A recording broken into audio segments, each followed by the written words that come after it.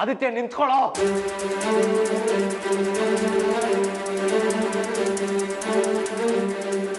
ಆದಿತ್ಯ ನಿಂತ್ಕೋ, ಇಲ್ಲಾಂದ್ರೆ ಶೂಟ್ ಮಾಡ್ತೀನಿ. ಆದಿತ್ಯ ನಿಂತ್ಕೋ, this is last warning, shoot ಮಾಡ್ತೀನಿ.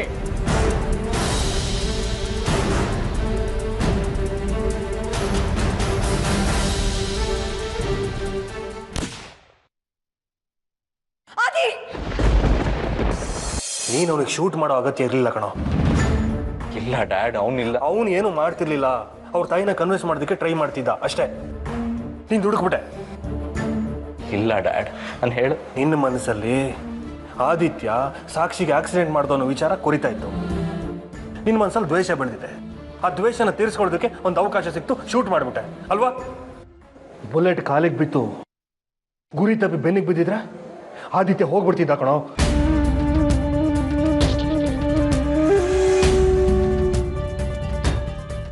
ನನಗೆ ಮತ್ತೆ ತಾಯಿ ಸಿಗ್ತಾ ಇರಲಿಲ್ಲ. ಯಾವತ್ತೂ ಸಂಸಾರದ ಆಂತರಿಕ ಸಂಘರ್ಷಗಳನ್ನ ಕೆಲಸದಲ್ಲಿ ತೋರಿಸಬೇಡ.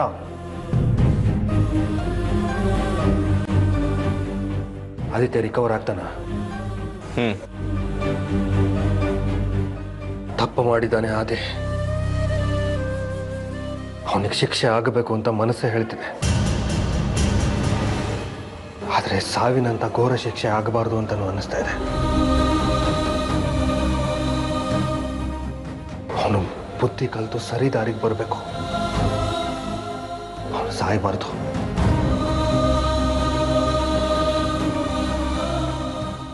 ಅವನು ನನಗೆ ಮಗ ಅಲ್ವಾ?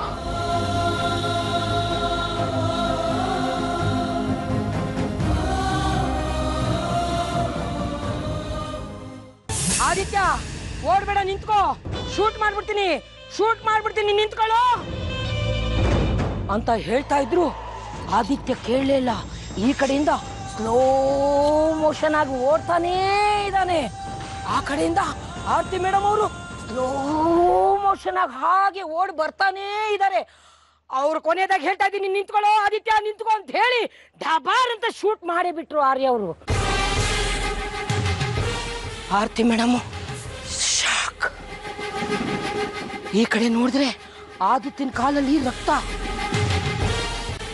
ಎಲ್ಲರೂ ಒಂದು ಶಾಕ್, ಮಾತಿಲ್ಲ. ನೋಡಿದ್ರೆ ಆರ್ಯ ಕೋಪದಲ್ಲಿ ಹಂಗೆ ಬಂದು ಇವನ್ನ ಹಿಡ್ಕೊಂಡು ಆದಿತ್ಯನ ದರ ದರ ದರ ನಾಯಿ ಹೇಳ್ದಂಗೆ ಎಳ್ಕೊಂಡು ಹೋಗೇ ಬಿಟ್ಟ ಮೇಡಮ್.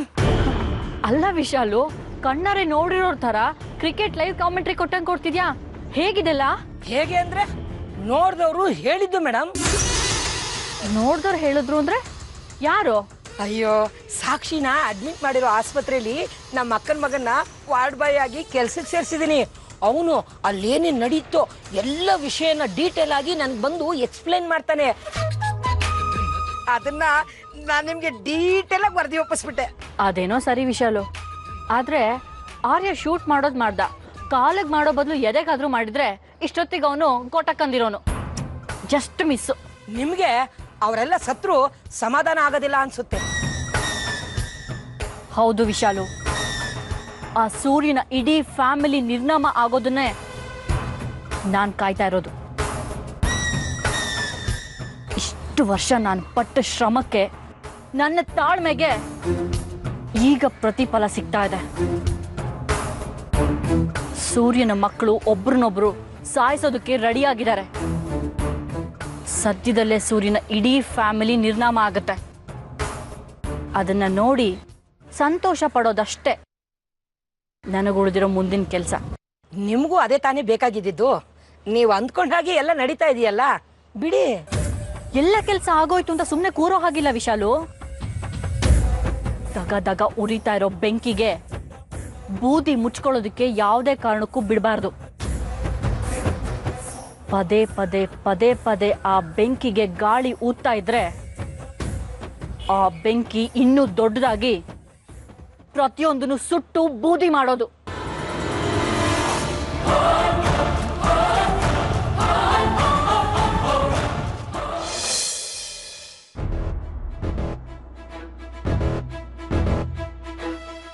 ಅಮ್ಮ ಪ್ಲೀಸ್ ಹೊರಗೆ ಬನ್ನಿ. ನಾನು ಯಾಕೆ ಹೊರಗಡೆ ಬರಬೇಕು? ಏನು ತಪ್ಪು ಮಾಡಿದ್ದೀನಿ ಅಂತ ಈ ರೀತಿ ಆರ್ಡ್ರ್ ಮಾಡ್ತಾ ಇದೆಯಾ? ಅಮ್ಮ ನಾನು ನಿಮಗೆ ಆರ್ಡರ್ ಮಾಡ್ತಿಲ್ಲ. ನೋಡಿ, ಇವ್ ನಿಮಗೆ ಮಗನೇ ಇರ್ಬೋದು, ಆದರೆ ಈಗ ಕ್ರಿಮಿನಲ್. ಅವನು ಕ್ರಿಮಿನಲ್ ಆಗಿದ್ರೆ ನೀನು ಕ್ರಿಮಿನಲ್ಲೇ. ನೀನು ಯಾಕೆ ಇನ್ನೂ ಇಲ್ಲ ಇದೆಯಾ?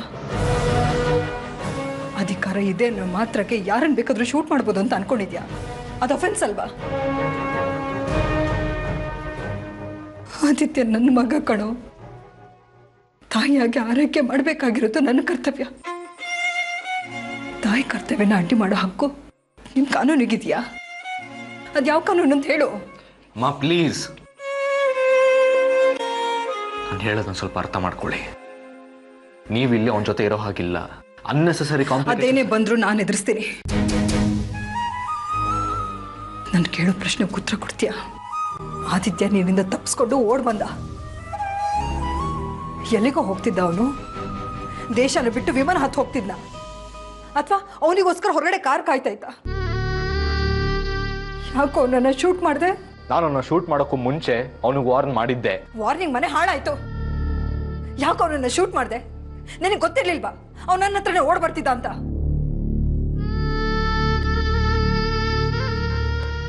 ಯಾಕೋ ಸುಮ್ಮನೆ ನಿಂತಿದ್ಯಾ? ಉತ್ತರ ಕೊಡು. ಅವರನ್ನ ಶೂಟ್ ಮಾಡೋಕ್ಕೆ ಕಾರಣ ಏನು?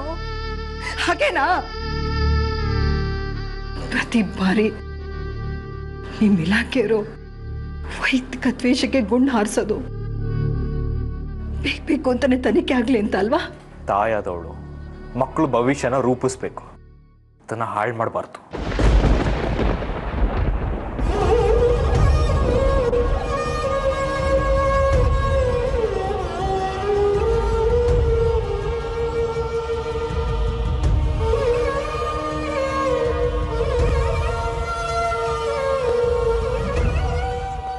ಅಣ್ಣ ತಮ್ಮ ಆದವರು ಅನ್ಯೋನ್ಯತೆಯಾಗಿರ್ಬೇಕು. ಈ ರೀತಿ ಕಾದಾಡಬಾರ್ದು. ಅವ್ನು ಸಾಯ್ಸಾಕ್ ಬಂದಿದ್ದು ನಮ್ಮ ಅಕ್ಕನ. ಅವನಿಗೂ ಅವಳ ತಂಗಿನೇ. ಆ ಪ್ರೀತಿ ಬದುಕಿದಿದ್ರೆ ಆಟೋ ಹತ್ತಿಸ್ತಿರ್ಲಿಲ್ಲ. ಅವನೇ ಆಟೋ ಹತ್ತಿಸಿದ್ದು ಅಂತ ಇನ್ನೂ ಸಾಬೀತಾಗಿಲ್ಲ. ಇವತ್ತಲ್ಲ ನಾಳೆ ಸಾಬೀತಾಗುತ್ತಮ್ಮ. ಹೌದು ಕಣ, ಸಾಬೀತಾಗುತ್ತೆ. ನೀವುಗಳು ಅವನ ವಿರುದ್ಧ ಸಾಕ್ಷಿಗಳನ್ನ ಸೃಷ್ಟಿ ಮಾಡಿ ಅವನೇ ಅಪರಾಧಿ ಅಂತ ಪ್ರೂವ್ ಮಾಡ್ತೀರಾ. ಅಂತ ದುರ್ಬುದ್ಧಿ ನನಗಿಲ್ಲ. ಹೌದು, ನೀನು ಸದ್ಗುಣ, ಅವನು ದುರ್ಗುಣ, ಸರಿನಾ? ಅಮ್ಮ ನಾನು ಅವನ ಬಗ್ಗೆ ಮಾತಾಡ್ತಿಲ್ಲ. ಖಾಲಿ ಗುಂಡು ಹೊಡಿಬೋದು, ಡೈರೆಕ್ಟಾಗಿ ಎದೆ ಹೊಡಿಬೋದಾಗಿತ್ತಲ್ಲ. ಇಷ್ಟೊತ್ತಿಗೆ ಹೋಗ್ಬಿಟ್ಟಿರೋನು. ಆಗ ನೀನು, ನಿಮ್ಮ ತಂದೆ, ರಂಜಿತ್ ಎಲ್ಲರೂ ಯಾವ ತೊಂದರೆ ಇಲ್ಲದೆ ಆರಾಮಾಗಿರ್ಬೋದಾಗಿತ್ತು.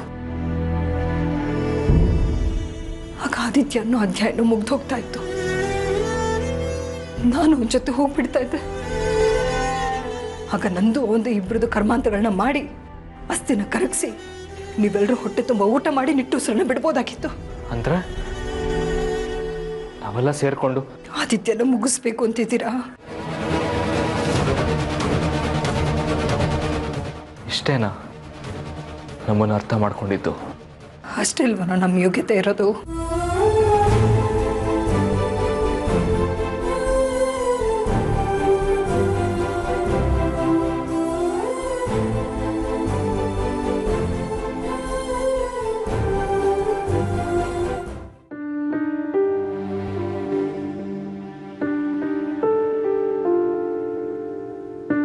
ತಗೊಳ್ಳಿ. ಬೇಡ. ಬ್ಲಡ್ ಕೊಟ್ಟಿದ್ದೀರಾ, ನಿಶಕ್ತಿ ಆಗುತ್ತೆ, ತಗೊಳ್ಳಿ. ಪ್ರಾಣ ಏನು ಹೋಗಿಲ್ವಲ್ಲ?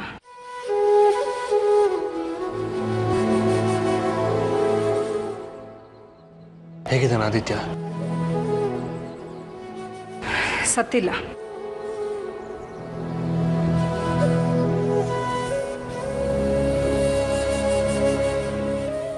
ಡಾಕ್ಟ್ರು ಏನಂದ್ರು?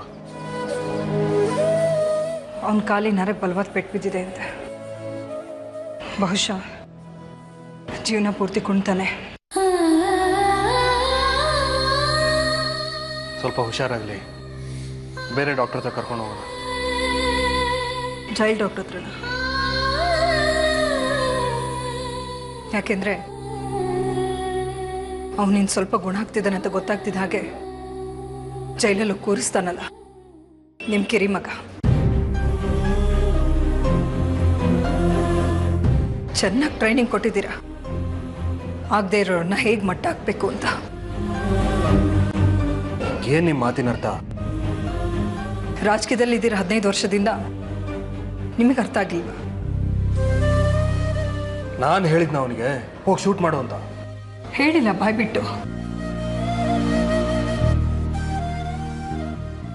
ಸಾಕ್ಷಿಗೆ ಹೀಗಾಗಿದ್ದಕ್ಕೆ ಆದಿತ್ಯನೇ ಕಾರಣ ಅಂಥೇಳಿ ಆರ್ಯನ್ ತಲೆ ಒಳಗೆ ಚೆನ್ನಾಗಿ ಬಿತ್ತಿದ್ರಿ. ಆ ಬಿತ್ತನೆ ಮೊಳೆದು ಅವನ್ ತುಪಾಕಿ ನಳಿಕೆಯಿಂದಲೇ ಗುಂಡು ಹಾರ್ತು. ನೀವು ನನ್ನನ್ನು ತಪ್ಪಾಗಿ ಅರ್ಥ ಮಾಡ್ಕೊಂಡಿದ್ದೀರಾ. ತಪ್ಪ ಹೆಜ್ಜೆ ಇಟ್ಬಿಟ್ಟೆ ನಾನು. ಮರು ಮದುವೆ ಆಗಿ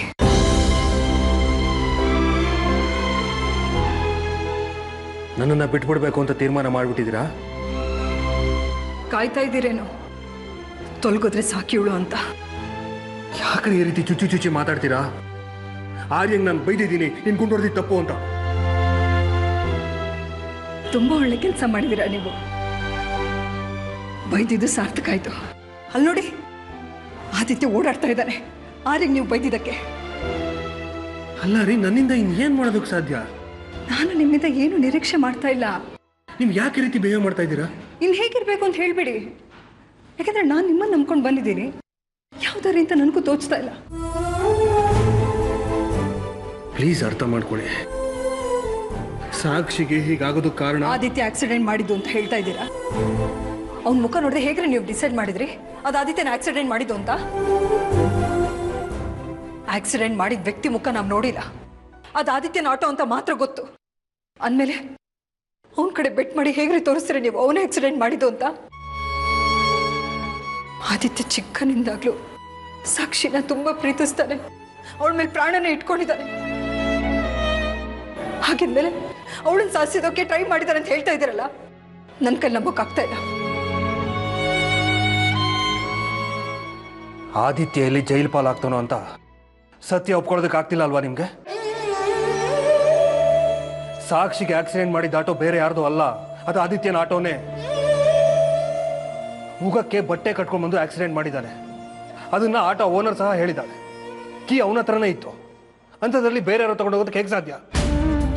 ನೀವೊಬ್ರು MLA ಆಗಿ ಆದಿತ್ಯನ ಆಟೋಕ್ಕೆ ಅವನ ಹತ್ರ ಇದ್ದಿದ್ದು ಮಾತ್ರಕ್ಕೆ ಅವನ ಆಕ್ಸಿಡೆಂಟ್ ಮಾಡಿದ್ದು ಅಂತ ಹೇಳ್ತಾ ಇದ್ದೀರಲ್ಲ, ಯಾರಾದ್ರೂ ಕಳ್ಳರಿಗೆ ಮನೆ ಕೀನ ಕೊಟ್ಬಿಟ್ಟು ಕಳ್ತನ ಮಾಡು ಅಂತ ಹೇಳ್ತಾರ?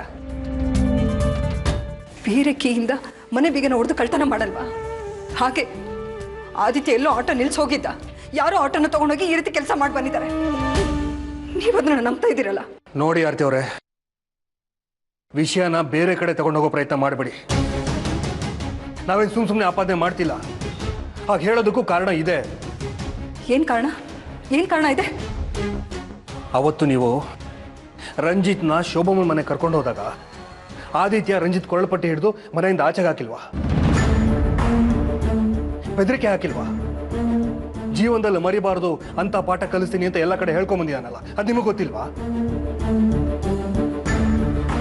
ಇಷ್ಟೆಲ್ಲ ಸತ್ಯ ನಿಮ್ಮ ಕಣ್ಣು ಮುಂದೆ ಇರಬೇಕಾದ್ರೆ ನಿಮ್ಮ ಮಗನ ಪರ ವಹಿಸ್ಕೊಂಡು ಮಾತಾಡ್ತೀರಲ್ಲ, ಸರಿನಾ ಇದು? ಅದಕ್ಕೇನಾ ಆರ್ಯ ಆದಿತ್ಯನ ಶೂಟ್ ಮಾಡ್ತಿರ್ಬೇಕಾದ್ರೆ ನೀವು ಸುಮ್ಮನೆ ನಿಂತ್ಕೊಂಡಿದ್ದು? ಆರ್ಯ ಮಾಡಿದ್ ಸರಿ ಅಂತ ಅನಿಸ್ತಾ ಇದೆಯಾ ನಿಮ್ಗೆ? ಆದಿತ್ಯ ತಾನು ಮಾಡದಿರೋ ತಪ್ಪಿಗೆ ನನ್ನ ಹತ್ರ ಹೇಳ್ಕೊಳಕ್ಕೆ ಅಂತ ಬಂದಿದ್ದ. ಗೊತ್ತಿದ್ದು ಅವನು ಶೂಟ್ ಮಾಡ್ಬಿಟ್ಟ ಅಲ್ಲ, ಅದನ್ನ ಪ್ರಶ್ನೆ ಮಾಡ್ಬಿಟ್ಟು ನೀವು ನನ್ನ ಯಾಕೆ ಪ್ರಶ್ನೆ ಮಾಡ್ತಾ ಇದ್ದೀರಾ? ನೀವೆಲ್ಲರೂ ಸರಿ, ನನ್ನ ಮಗ ಒಬ್ಬನೇ ತಪ್ಪು. ಯಾಕೆ ಹೇಳಿ? ಅವನು ನಿಮಗೆ ಹುಟ್ಟಿದ ಮಗ ಅಲ್ವಲ್ಲ, ಅದಕ್ಕೆ ಪದೇ ಪದೇ ಒತ್ತಿ ಹೇಳಬೇಕು, ಎತ್ತಿ ಆಡ್ಬೇಕು. ನೋಡಿ ನೀವು, ನಾನು ಮೊದಲೇ ಮದುವೆ ಆದನೋ ಅಯೋಗ್ಯ, ಅವನಿಗೆ ಹುಟ್ಟಿದ ಮಗ ಇವನು, ಅವನದೇ ಸಂಸ್ಕಾರ ಅಂತ ಅಲ್ವಾ?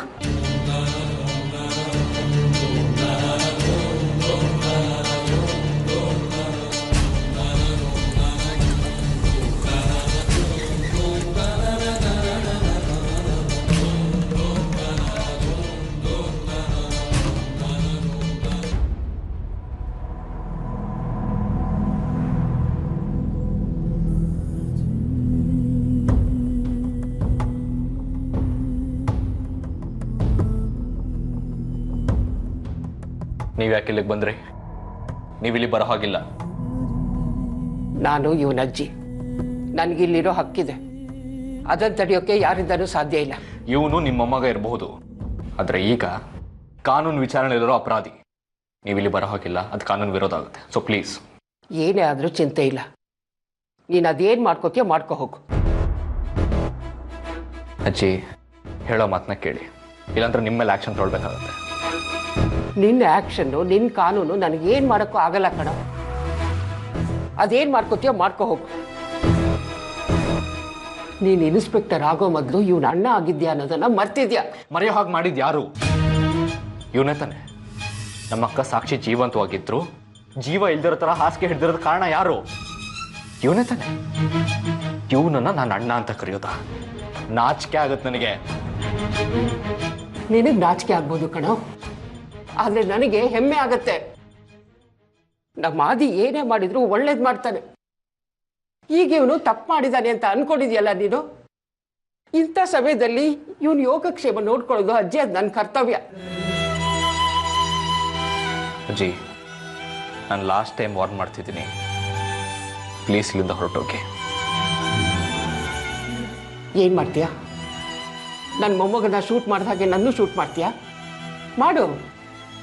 ಏನೇ ಆದರೂ ನಾನು ಈ ಜಾಗ ಬಿಟ್ಟು ಕದ್ದಲ್ಲ ಕಣ. ಅದೇ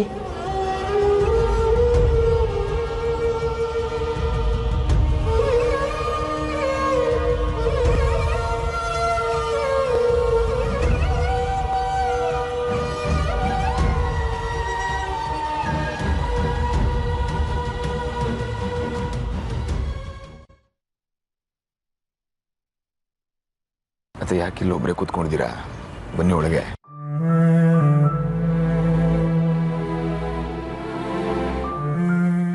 ನನ್ನ ಮೇಲೆ ಕೋಪ ಮಾಡ್ಕೊಂಡಿದ್ದೀರಾ? ಮಾತಾಡೋದು ನನ್ನ ಹತ್ರ? ಏನು ಅಂತ ಮಾತಾಡ್ಲಿ? ಆದಿತ್ಯನ ಶೂಟ್ ಮಾಡು ಅಂತ ಆರ್ಯನಿಗೆ ನೀವೇ ತಾನೇ ಹೇಳಿದ್ದು.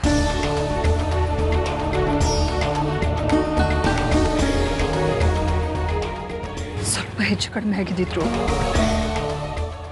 ನಾನು ನನ್ನ ಮಗನ ಕಳ್ಕೊಂಡ್ಬಿಡ್ಬೇಕಾಗಿತ್ತು.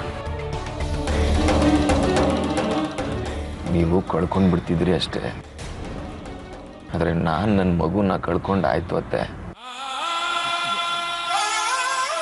ನಾನು ನಿಮ್ಮನ್ನ ತಾಯಿ ಥರ ನೋಡ್ತೀನಿ. ಸಾಕ್ಷಿನೂ ನಿಮ್ಮನ್ನ ತಾಯಿ ಥರನೇ ನೋಡ್ತಾರೆ.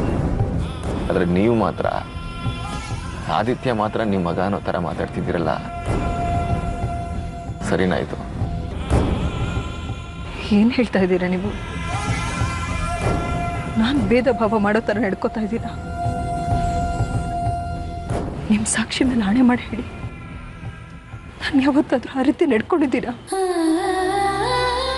ಆದಿತ್ಯ ನಿಮ್ಮ ಜೊತೆ ಅವತ್ತು ಜಗಳ ಮಾಡಿದಾಗ ಅವನಿಗೆ ಬೈದು ನೀನು ನನ್ನ ಹತ್ರ ಮಾತಾಡಬೇಡ, ನಿನ್ನ ಮುಖನೂ ತೋರಿಸ್ಬೇಡ ಅಂತ ಅವತ್ತು ಹೇಳಿದ್ದಾರೆ. ಆದರೆ ನೀವು ನಾನು ಪಾರ್ಶಾಲಿಟಿ ಮಾಡ್ತಾ ಇದ್ದೀನಿ ಅಂತ ಹೇಳಿದ್ರಲ್ವಾ? ನೀವು ಸೂರ್ಯ ಅವ್ರ ಥರನೇ ಮಾತಾಡ್ತಾ ಇದ್ದೀರಲ್ಲ ರಂಜಿತ್. ನಿಮ್ಮನ್ನ ನನ್ನ ಮಗ ಅಂತ ಅನ್ಕೊಂಡಿದ್ದೆ, ಆದರೆ ನೀವು ನನಗೆ ಗೊತ್ತು ಅತ್ತೆ, ನೀವು ನನ್ನನ್ನು ಮಗನ ಥರನೇ ಟ್ರೀಟ್ ಮಾಡ್ತೀರಾ. ಆದರೆ ಈಗ ಆದಿತ್ಯ ತಪ್ಪು ಮಾಡಿರೋದು ಕಣ್ಮುಂದೆನೇ ಇದ್ರು, ನೀವು ಅವನ ಪರನೇ ಮಾತಾಡ್ತಿದ್ದೀರಲ್ಲ, ಅದು ಸ್ವಲ್ಪ ಮನ್ಸಿಗೆ ಬೇಸರ ಆಯಿತು ಅಷ್ಟೆ. ಮತ್ತೆ ಆದಿತ್ಯ ನಿಮ್ಮ ಮಗನೇ ಆಗಿರ್ಬೋದು, ಆದರೆ ಅವನು ತುಂಬ ತಪ್ಪುಗಳು ಮಾಡಿದ್ದಾನೆ. ಅದ್ರ ಬಗ್ಗೆನೂ ಸ್ವಲ್ಪ ಯೋಚನೆ ಮಾಡಿ.